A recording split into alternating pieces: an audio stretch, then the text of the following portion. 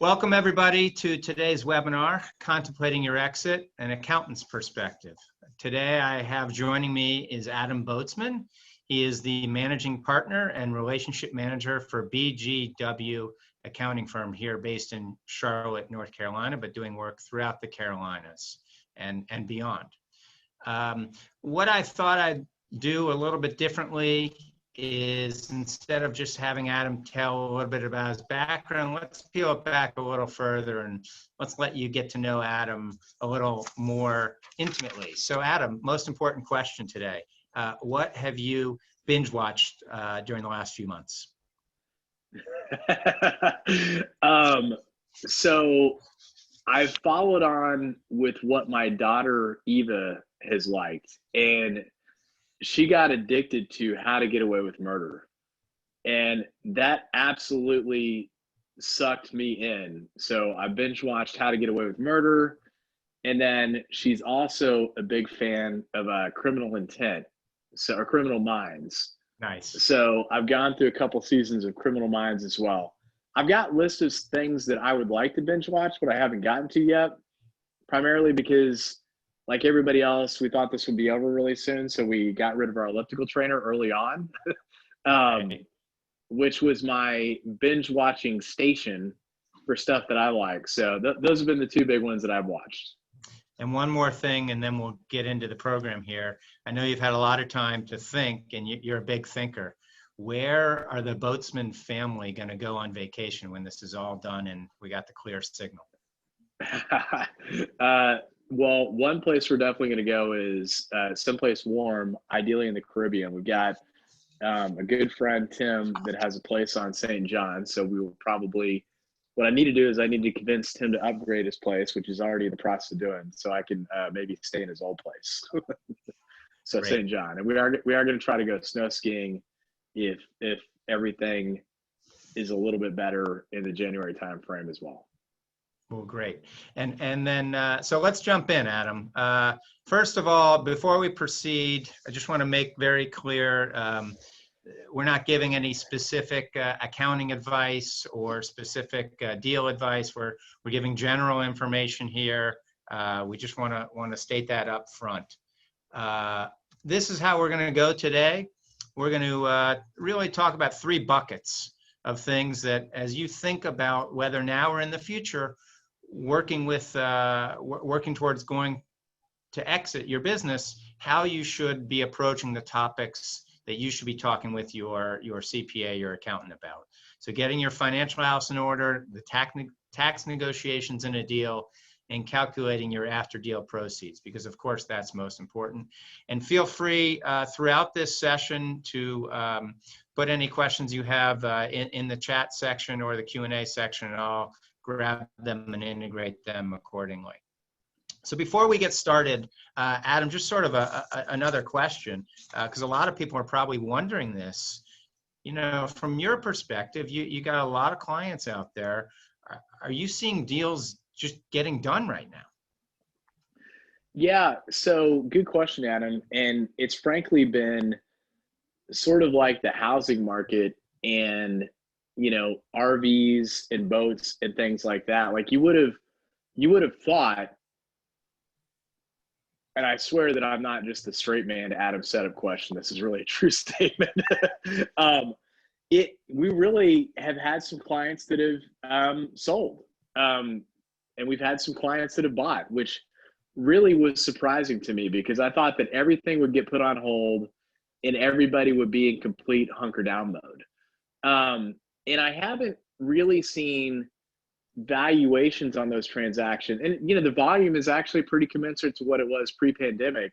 Probably the only thing that we've seen from our perspective within our client base is the deal terms have changed some.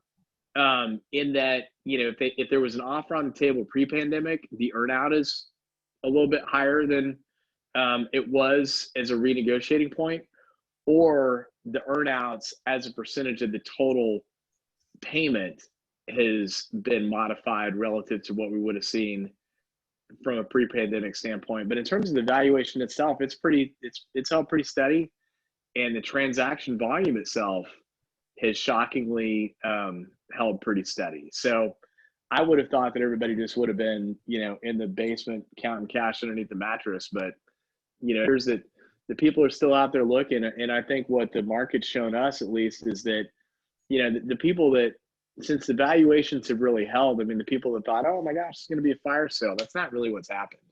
Instead, they just kind of try to de-risk the deal from the buyer perspective, by making the earnout a bigger part of the equation. And we completely agree. What I say is good quality sells, whether it's a recession, a pandemic, a good economy.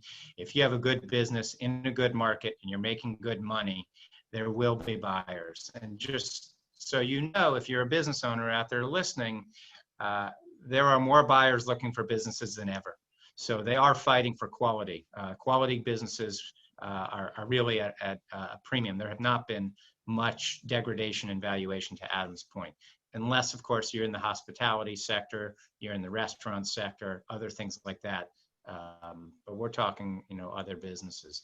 So let's jump in here. The number one thing we talk about is getting your financial house in order. So Adam, when we talk about this as in general, put that in English. What does that mean? I have a picture here of sort of painting the outside of your house, but I think it's a little deeper than that. So talk a little bit about when you meet with a client who tells you, hey, I want to get ready to sell in the next year or two. And what are the things that you look at from an accountant's perspective? Sure. So, I'll also touch on a couple kind of pre-pandemic and post-pandemic housekeeping items, on that. But, generally speaking, at the higher level, the advice that we'll give a business owner looking to sell in terms of just the valuation itself, really starts with an evaluation of the risk in the business. And, that risk is kind of the classic stuff that you would talk about, which is, customer concentration, employee risk, and then, other risks, like if you're a manufacturer's rep, how's your contract look? Or if your biggest customer is and only customer is Lowe's, how solid is that contract? So, we've got the general risk items that we need to get buttoned up. But when it comes to getting your financial house in order, knowing what those risks actually are and being able to quantify them is kind of a big deal, because the buyer's going to want to know that, hey, man, if this goes away, like, what are the terms around it going away? So if you've never modeled, this is the impact if something bad happens. I mean, that's kind of a component of evaluating what risk would exist if something bad were to happen in the business. So that's at kind of the bigger picture, macro level when you're going through due diligence. At the micro level, it really is, as bad as it sounds, Adam, just the basic blocking and tackling of what you ought to be doing anyway. Your balance sheet actually is your balance sheet. Like cash reconciles, liabilities are correctly stated, fixed assets are accurate and up to date. The stuff that everybody should be doing on their balance sheet, that it's a fair and accurate representation of the balance sheet, and there aren't just stupid looking items that have never moved from year to year that are sitting on that at the basic level. When you start to get a little bit more sophisticated, it comes into it, you start to get into, do I have any very special rules that exist for my business? So like a technology company that sells annual recurring revenue would be a good example of this. It's like, look, or a franchisor, if I recognize all my revenue up front, that's not technically correct. I have a deferred revenue item that's going to sit on my balance sheet because I haven't technically earned everything that the customer has paid me. So if you've got any special accounting rules that you have not implemented, but you should implement those, because you're going to get asked to recast your financials to present them anyway. Because when I say any savvy buyer, like any savvy buyer that's got anybody on their side that shouldn't be sued for malpractice is going to pick up on it, really anyway. That's on the balance sheet side. On the income statement side of the house, making sure that your chart of accounts and the P&L structure side is pretty clean. Stuff that should be cost of goods sold is appropriate for your industry. So I'm not sitting here having to try to figure out how to common size you to somebody else. Get that in order. And then probably the most important thing, and I don't know if anybody can see my face on this or not, Adam, but one of my favorite stories is always well, I know what the tax return says, but I really put this much in my pocket. Not provable. So doesn't mean anything. yeah, exactly. So what we always advise our clients, and I don't think we have any Department of the Treasury employees on the phone, and when you record this, maybe you could edit this piece out, Adam. But look, ordinary necessary for the purposes of the tax return is not the same thing as ordinary necessary for the purposes of running the business. So our advice to our clients based on owner fringe benefits that you are damn right I'm going to deduct, and I'm going to deduct them all day long. And that's things like kids on the payroll. It's things like, does the company need to rent my vacation home? Was that annual trip really necessary? Could I really cut out the travel?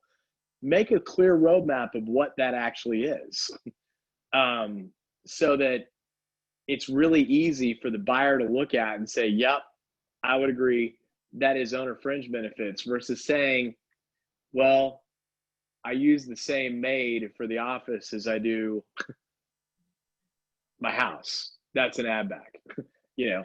I use the same construction company. If a client comes to you, say 2 years from, it says, I want to sell in 2022, do you start recommending they not put as many personal expenses through the company, or and really try to grow the profitability? Or do you tell them, hey, you can continue to put these personal expenses in, we just really need to make sure they're documented, so when someone like myself or other recast the financials, they're really clear what's personal and what's exactly required for the business?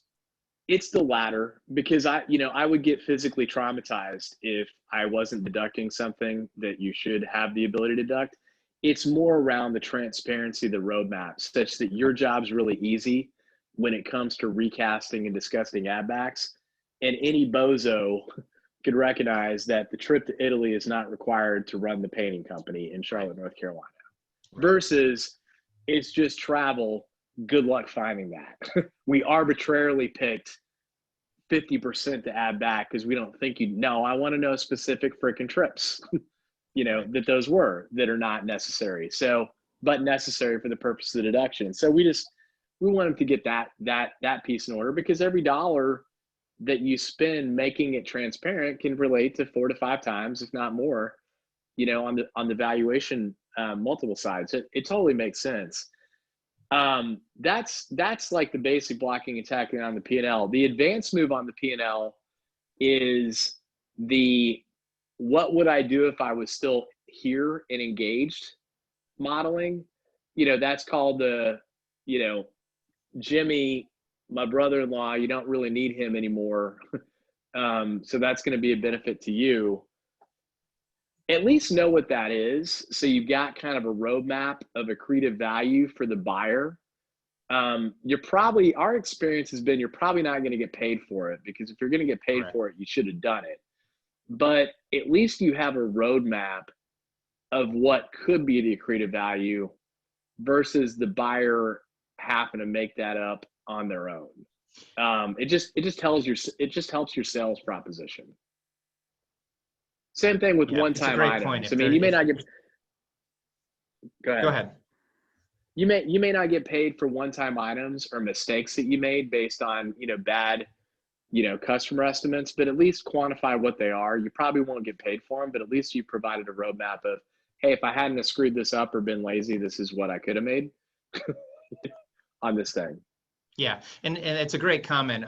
When we talk with sellers, they always assume, well, hey, if a strategic is buying me, they can cut all this duplicative expenses out, or people or office, et cetera, and they automatically assume that they're going to get the benefit.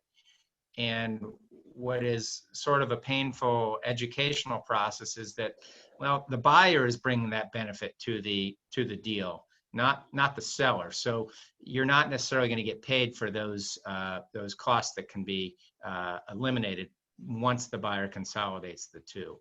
Anything else before we move on, Adam, on getting your financial house in order? You talked about the balance sheet. You talked about the income statement. Anything else before we go on to the next topic? Yeah, thanks for keeping me on schedule because I wanted to use the full 45 minutes. I'm just teasing Adam. Adam and I have known each other forever, so I can tease him this way. Probably the last thing in the Bring it up. financial house is that in every deal, the buyer always puts the working capital calculation last, meaning like what kind of cash, receivables, payables potentially need to be left in the company so that they can operate it going forward. I know a lot of the deals that you do, Adam, are going to be, hey, buyer keeps working capital, but a lot of them, or seller keeps working capital, but a lot of them aren't. And if you've kept excessive working capital in the company that wasn't necessary, most buyers are just going to do a trailing 12-month average or a seasonally adjusted average and say, well, that's it. Like they're not. So if you have excessive working capital, you need to get it out so that you have a pattern and established track record of having only enough working capital in the business to operate it. So you've got the data to back up your claim that, look, working capital only needs to be 250, not the 500 that I've had there, because otherwise, I'm just telling you based on experience, you're arguing against the brick wall, and that's going to cost 100% you. agree. Yep, 100% agree. And we say the same thing about inventory. They always keep large amounts of inventory. Well, start working it down. Get that excess inventory out of the way before you go to market. But let's move on to the next slide here, if my computer will work. So tax negotiations, a deal, and I want to put something out there from my perspective. I can tell you how I'm stunned, just stunned how many sellers don't talk with their accountant before going to market. They talk to their accountant after they've gotten an offer and maybe between a commitment letter and the close, and then all of a sudden they realize, wow, I got to pay all that in tax. And so they're just not doing as much upfront as we think they could be. So because every dollar matters, Adam. So let's talk about how a seller now or in the future should be approaching the negotiations with taxes in mind.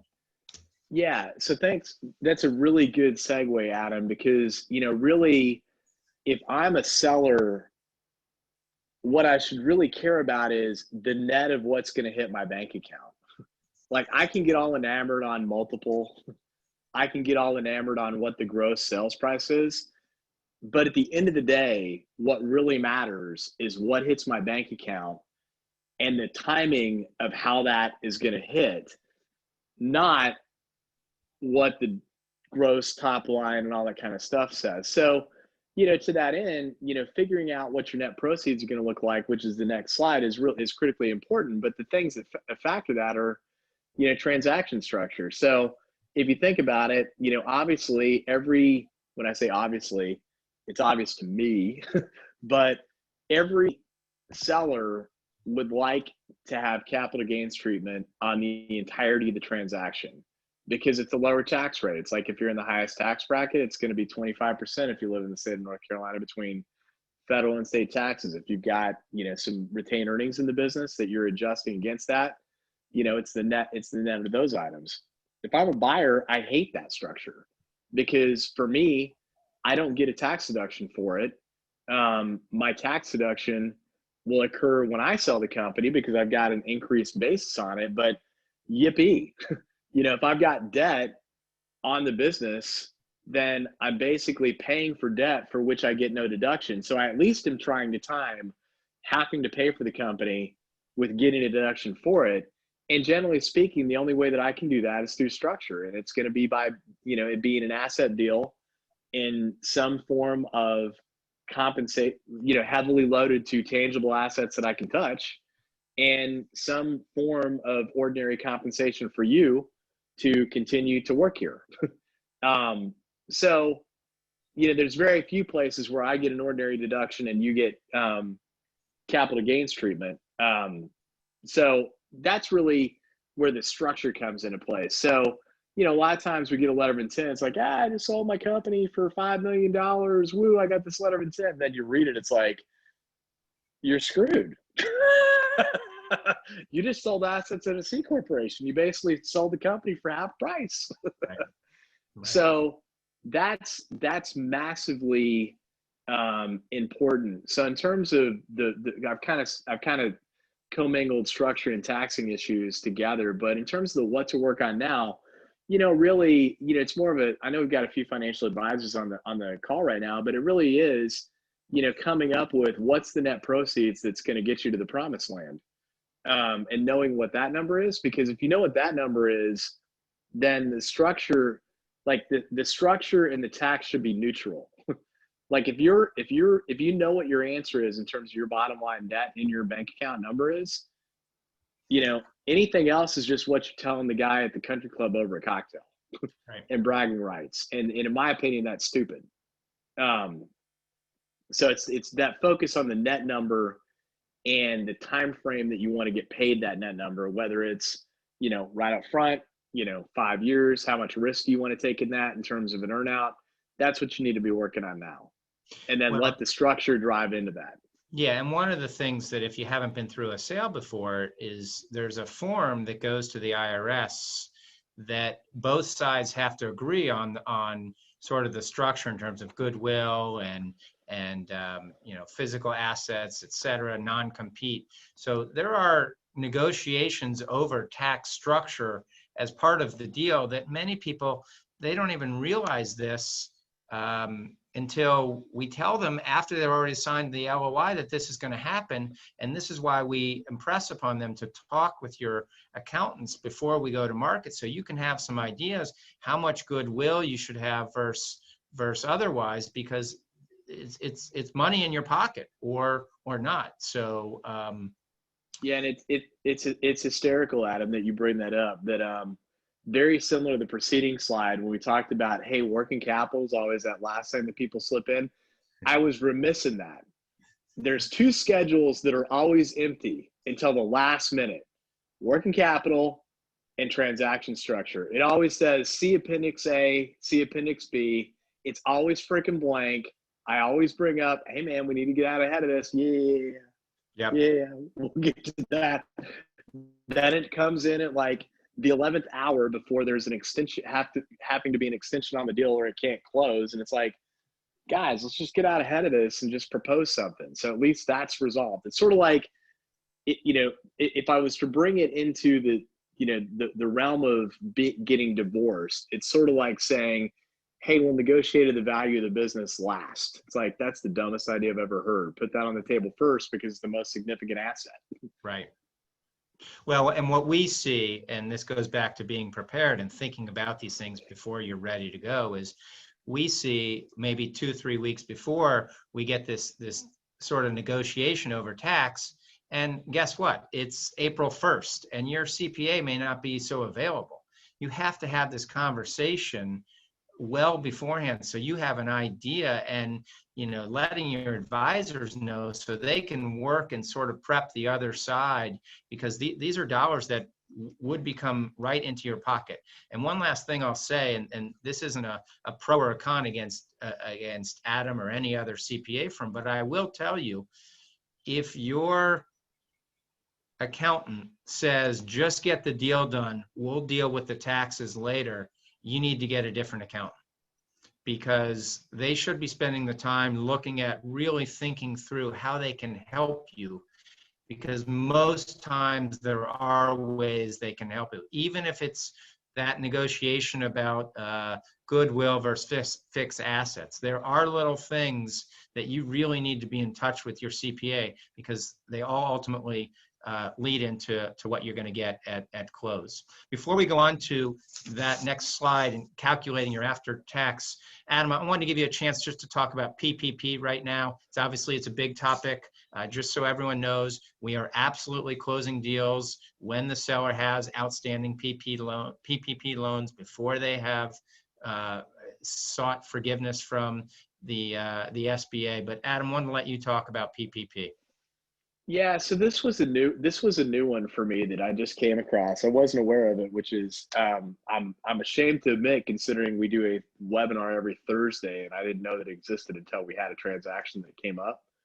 So shame on my banker friends that did not inform me of it, because it's not out there on the internet. This isn't like an only I know vast conspiracy thing. I think it's just because it just came out, it was silent and it only went to the banks. But, with PPP, there's obviously the issue around, they haven't determined whether or not the expenses are going to be allowed from a deductibility standpoint or not.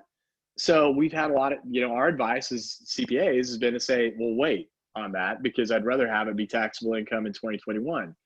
Well, the problem that that's creating from a transaction standpoint is, I believe on October 2nd, the SBA issued guidance to the banks that said, hey, gang, if you've got a transaction with one of your clients and they sold greater than 50% of either the assets or the stock, then the seller needs to put back in escrow 110% of the PPP loan value until we've determined forgiveness. So what that effectively means is, they're another part of the transaction. And if you think about, wow, how long has it been taking the SBA to approve, the forgiveness deals, and the fact that a lot of banks actually aren't even sending them to the SBA until there's more guidance, it just means that deals right now, there's going to be a sticky wicket called your PPP money unless you've gotten the forgiveness application, which would be a reason that I would accelerate it potentially.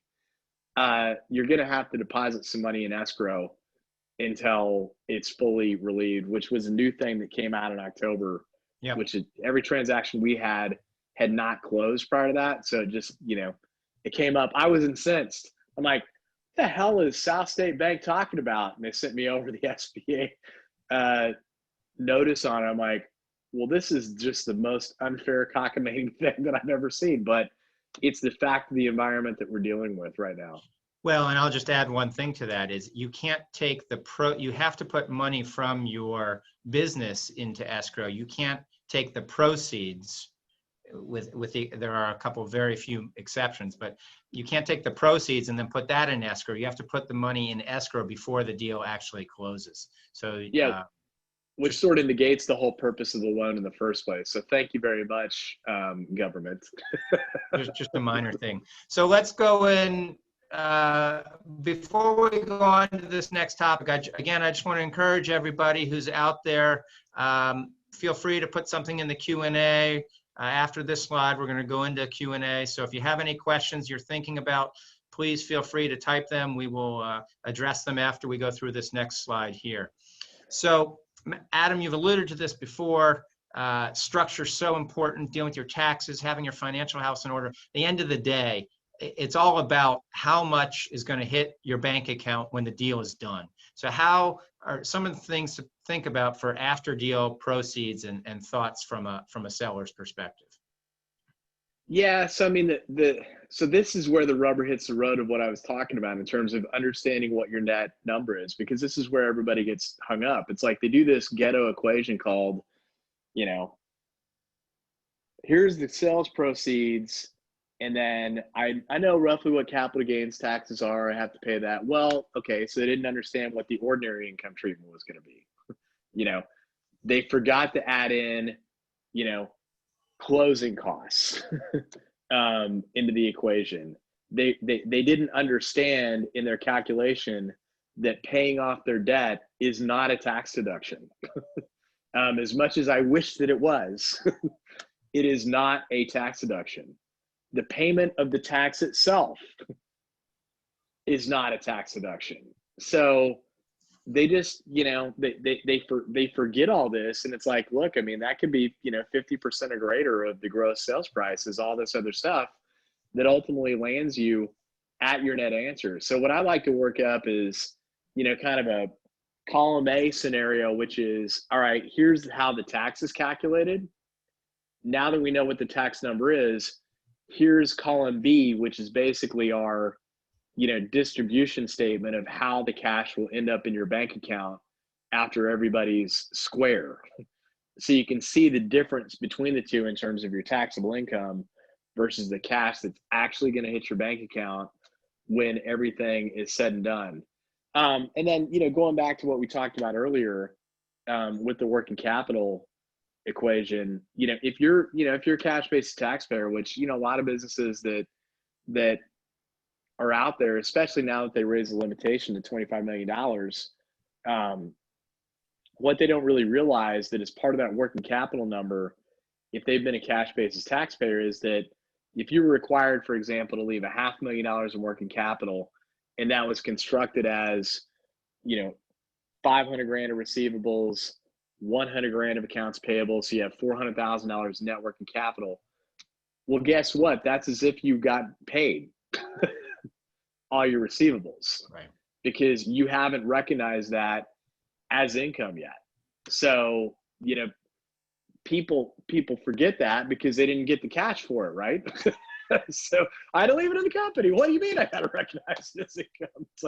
So it's something that people tend to forget about in terms of calculation of the proceeds, that if they've been a cash basis taxpayer and there is a working capital requirement associated with it, there's going to be a tax consequence to the working capital that you got to leave in the company. That is just part of that, column A, column B calculation. But going back to the structure as well, pretty common. It's funny. One of my favorite transactions. I love the guy to death. He's not on the call, so we will affectionately call him. About him. Yeah, well, I won't call him by his real name. Let's call him Stu. He sends me over a letter and says, and I was like, first question always is it an asset deal or is it a stock deal? It's like, it's a stock deal. Don't worry about it. I got you covered on that. It's an S corporate. I said, well, hold your breath. They're going to ask you to do a 338H10 election, which is the election to treat a stock deal as an asset deal. Is like, okay. So he was ahead of the game and went back to the buyer and said, hey, my CPA said this is BS. You're trying to treat this as an asset deal by this election. I need to get paid for that. So very early on in the discussions, he got grossed up for the tax difference. Whereas I've had other buyers that didn't go back, even though we advised them to, that all of a sudden the buyer perceived it as, oh, you're just trying to renegotiate the deal and get more money. No, I'm trying to get paid whole on your original letter of intent. That's all that I'm doing with this calculation. So it just further highlights having that discussion early on to understand what's your true net proceeds, assuming that the structure is going to be like every other structure that's out there. Yeah, you bring up a really great point, Adam, and we touched on this in our last month's seminar, Contemplating Your Exit, a attorney's perspective. If you're getting a letter of intent, you absolutely, positively must have your CPA and your attorney read that before you sign it and return it. I cannot tell you how many advisors are brought in after, and the concrete's almost, it's set at that point. It's just got to cure. So when you get an LOI, or when you get someone who out of nowhere says they want to buy you, you got to get your advisors in early, because structure and words legally and taxes, these matter tremendously. Yeah. What I'd also say too, is a shameless plug back to you, Adam, on that, since we keep on saying, hey, when you get an LOI, make sure you run it by your guys. I mean, one way is Adam ran a process and he got an LOI. The other one is you just got one. So I'm speaking more to the you just got one. From our experience, what we found is that even if you got an LOI based on a relationship that you already knew, it's still valuable to have a negotiator. And that's not me. I'm not the negotiator. It's still valuable to have a negotiator on your side just to keep the buyer honest, because, hey, Adam, I'd like to give you an unsolicited offer that says that you have no rights to shop it anywhere else. And for that, I'm going to pay you a premium. Said no buyer ever. The LOI. So in transactions where either it was an unsolicited offer or for whatever reason there was kind of a first right of refusal contractual obligation scenario, every single time we've had a client that's engaged Adam or someone of Adam's discipline, they've always gotten what the market should have gotten them had they run a process, versus, I don't want to pay that commission, I'm just going to do it myself. I mean, that's just dumb, because the premium that they got for that more than freaking paid for the cost of the transaction fee. Yeah. I think the moral to the story is get your advisors involved early before you sign anything. Advisors are really, really vital. We're starting to get a couple of questions into the Q&A chat here. Adam, before I go over this, I want to leave you, if you could advise a seller, an owner of a business, one thing they should do today or this week or this month, what is one thing they need to be thinking about as they start to mentally get ready? Out of all the things we've talked about, what's the one thing they need to be thinking about to put themselves that step further towards being ready? Net proceeds and time frame. I mean, honestly, because that's going to provide you with your program of work. Because if the net proceeds that you want, if your business value doesn't support it, then that helps drive your time frame, because it may be that it takes 2 or 3 years to help you get there. Or if your value won't support it, maybe you need to adjust your expectations on the retirement, side of the equation. So it'd be net proceeds in the time frame that you want to have a transaction, because that drives everything else. Okay, great. Well, let's jump into some Q&A here as we move along. I think there we go. So let me pull up some of these questions here and keep the questions coming. So Robert asks, so quality businesses are still selling in the current market, but how are marginally to minimally performing companies moving along? I'll take a shot at this first, Adam, and let you answer thereafter. The short answer is it depends. It depends on so many variables. Yes, there is clearly flight towards what I would call essential businesses, businesses that have performed well before, during, and will after this time frame. If you're a little underperforming, there will probably be some hit to your value. They are selling, but I will tell you, buyers are very, very discriminating right now. They are willing to pay market rates for really well-performing businesses. They are going to change the structure on you for companies that are underperforming right now, whether it's the fault of theirs or not. And what I mean by that from a structure standpoint is we're seeing a higher percentage, Adam mentioned earlier, earnouts, we're seeing an even higher percentage of seller financing. So maybe a year or so it was 10%. Now we're seeing 20, 25, 30% seller financing as part of a deal. So you can get deals done if it's not maybe performing as well as you would like or it was a year ago, but the structure will be changing and you have to be more open-minded to that. Adam, you want to touch on that? Yeah, the only thing that I would add to it, because I think you're really spot on with that, is that if your performance really is pandemic related versus, hey, you're just sloppy and not doing as good as the rest of your peers,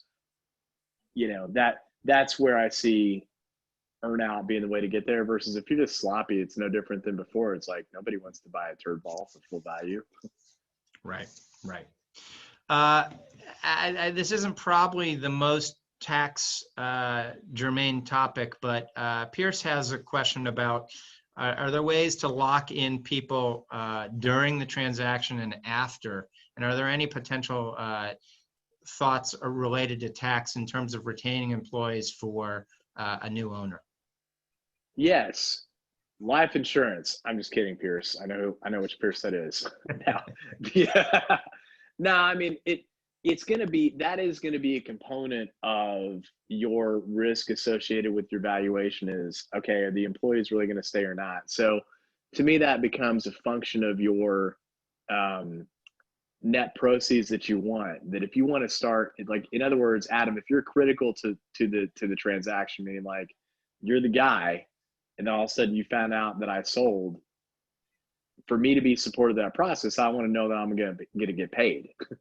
So coming up with some sort of phantom equity agreement, stock appreciation rights, it really could be, life insurance as a platform, coming up with what you're going to pay the team that has to stay early on and getting that structure designed now so they're incentivized to actually stay is a good idea. And those are there's just, three options relative to equity. Okay, we have a pretty down in the weeds question here, and they remained anonymous, so I can't even out them. Can you discuss the tax treatment of depreciation recapture for seller post-sale? How can this be minimized, as it can be a bad surprise for the seller? So you want to translate that to English first, and then talk about the answer to that question.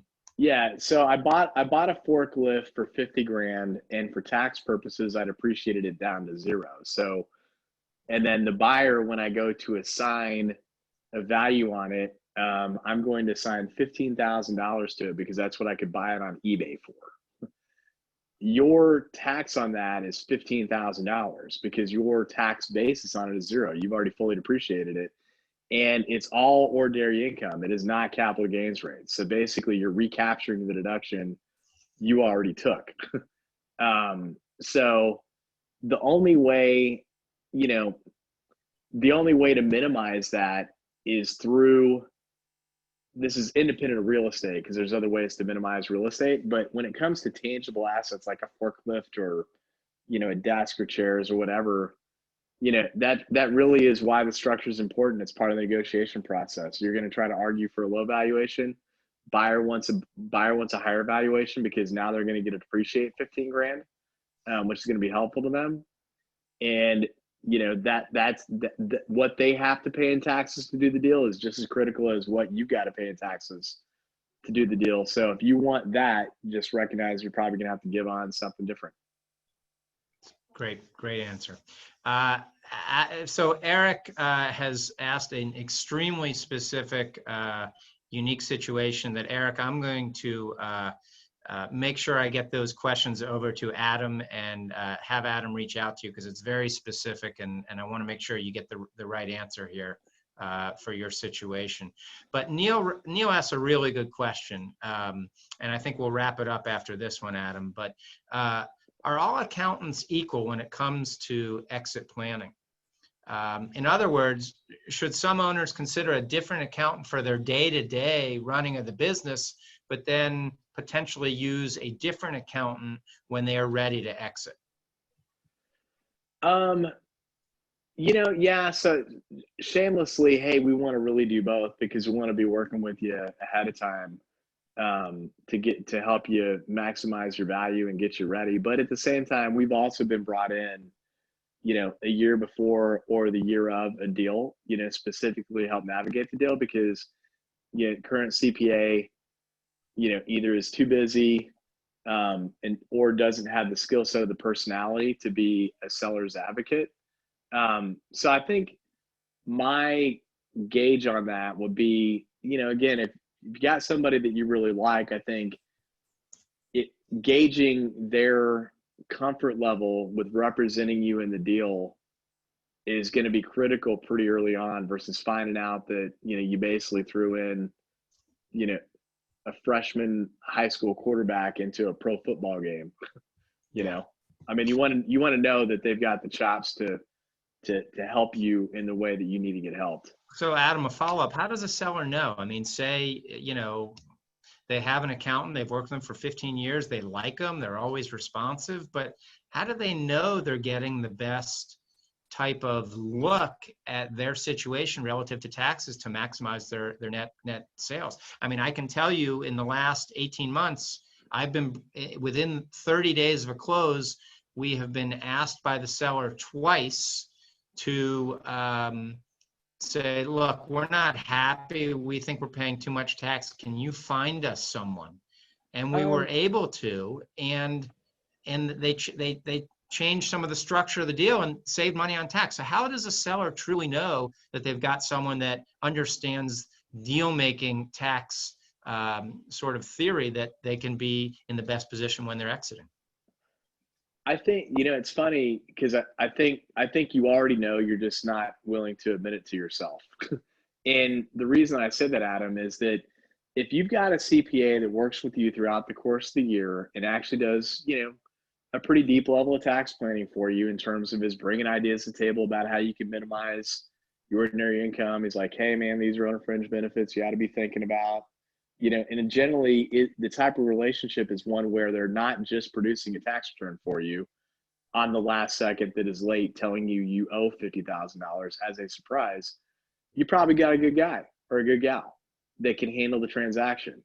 If instead your relationship is characterized as, hey, they always get my taxes done, I've never been audited, but I don't really get any advice from them, chances are they're not going to do a good job with the transaction.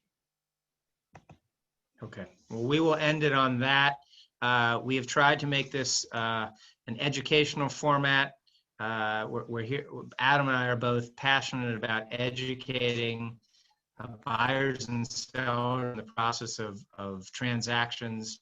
At the same time, our information is on the screen. If you have any questions, we'll be happy to help you. But an educated seller is the best seller that we like to talk to. And again, thank you all for your time. We will make this available if you missed it, or you want to go back and hear parts of this again. I know a lot of people just sit and say, I want to hear Adam Boatsman talk about tax theory. So we'll make this available for you. Adam, it was a lot of fun. Really appreciate your time. All of our attendees, thank you very much. And we hope you've enjoyed today's webinar. Yeah, thanks, Adam. Appreciate it. Thank you. All right.